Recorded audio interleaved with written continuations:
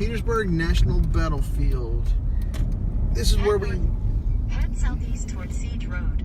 In a quarter mile, keep left to stay on Siege Road. Okay, she wants to talk a little bit.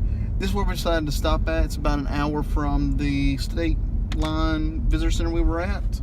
This is actually the battlefield where Ulysses S. Grant and Robert E. Lee faced each other. So definitely from a historical standpoint, it's somewhere where we were both interested in. And Andrea said that she looked at the pictures and it looked very nice here. So we're going to do this before heading up to Manassas and stay at Bull Run for the night. We are at the Eastern Front Visitor Center, about to do some of the trails here, and definitely if you come here, come check these guys out. They have a lot of fun with their job and were very exciting and really wanted to give the people the knowledge they needed to actually come see the battlefield and actually understand everything, and very helpful if you want to do anything else in the area like they were for us. Right here in front of it you have a wide range of different Confederate and Union artilleries used during the battle here. Now we have some 10-pounders and larger over here, 3 inches, and each one of them have the sign saying exactly what they are and who they were for. This right here is talking about the battery trail that we're about to do, and including the Dictator, which that is a picture of the famous cannon that, as you can see, is 13-inch mortar referring to the city of Petersburg. To give you an idea of that, you see where we are, and it's firing into the city there, so that is a long way. Someone loves to just lay down and relax and have leaves hanging from her tongue. Here is a, don't know if it's a restored cannon or it is a newer one, I'm not sure, but right behind it is a little divot in the ground that was the Josiah Jordan house, which we just read about. Whenever this battle took place, the Union soldiers dismantled the house before the Confederate soldiers showed up and used it as part of their structures. So you can just see the remnants of the house, and the edgings of it are still here too. This compass right here has probably seen its better days, but it gives you the directions to all of the prominent locations in the area from battles from the Civil War. We're inside of the earthworks for Battery 5. Have some cannons still around here, and this is where the soldiers were. We're inside here battling out to other areas around here. So this is basically where they were kind of stuck in a way. Depending on how long the battle raged on, I know that we read up there that it was 9 months the siege just on Petersburg, so you never know just how long the people were just here and not able to get out. So it's really weird. And I didn't get the same feeling at Kings Mountain, Cowpens, and the other ones we've been to, but years ago we went to Gettysburg and it just had this, I don't know, like eerie feeling just walking around there, and I kind of get that here. It's just weird. I don't know if it's because it's so much sooner than the Revolutionary War, but it's kind of strange. Definitely one thing about this National Military Park is when you're traveling here, you would never know it's here. There is no evidence from the roads coming here to see the big sign saying you're here.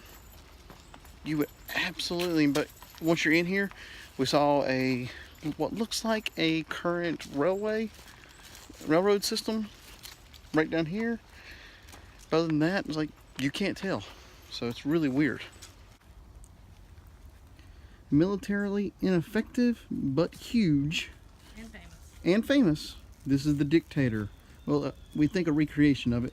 It had a 13-inch shell that fired on Petersburg right over there. And right here beside the Dictator is the powder magazine. What'd you read? This is where the powder for the Dictator was stored. It says it required 14 pounds of black powder to hurl the 225-pound, 13-inch shell 2 miles into Petersburg. Good Lord, that's a lot. Just come out of the trail at the Dictator, and here we are outside of the earthworks where we were inside of just a little bit ago. As you see, some of the cannons right there, and there's one right over there. So on the Eastern Front Visitor Center, great RV parking, easy to get into, easy to get out of. And also, since the people inside the visitor center were so helpful, we got the map to do the road tour, which is 85 miles long. We're not gonna do the whole thing, but there are some key places we want to try to hit, so we're gonna start doing that now. Throughout here is where the Union Battery number 12 was. We just passed Fort Stedman, and all of these little embankments you see, yeah, that's what they are. The Earthworks, and they were hand dug out. And it's crazy to think that they probably had shovels. Yes, I know they had shovels. It wasn't the Stone Age, but still, it's how much earth they moved to create what is there, and how a lot of them are still here today. But some of them, as Andrew's telling me, have disappeared, and they don't know why. So definitely, if you're coming here, do the road tour, because you learn a lot of stuff on it. And if you get the map from the visitor center, these little markers tell you exactly what is where you are. Where, like right here, it is Fort Haskell. Fort Haskell to the right.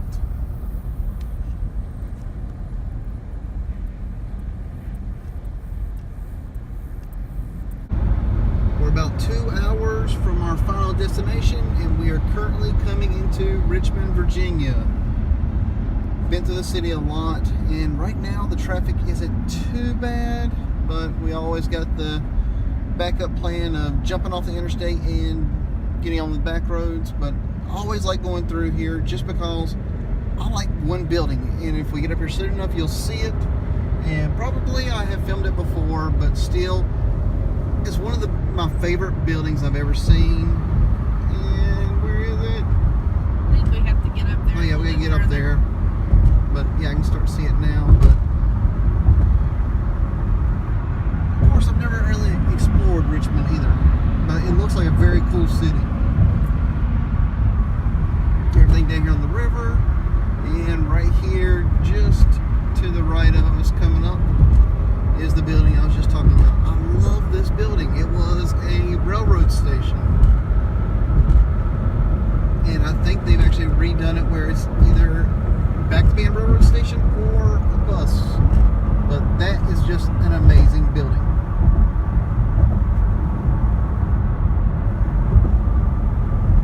You thought I left you high and dry. I did not. We're here at Manassas at Bull Run Regional Park, where we had been before when we visited DC. Got here, got set up. Andrew went right to cooking. So let me show you what we got for dinner tonight. We have some penne pasta with some spaghetti sauce and turkey. Good quick meal since we've been on the road all day. As you can see, I've already taken my shower, so you know it's time to relax. Plan for tomorrow is a return to an old national park that we've been to previously and had some really weird memories with, and that's Gettysburg.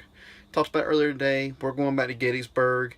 It's on the way to where we're going to be staying tomorrow night, which is the Promised Land State Park in Pennsylvania. So this is our continuation up to Acadia National Forest, which will be still a couple more days away.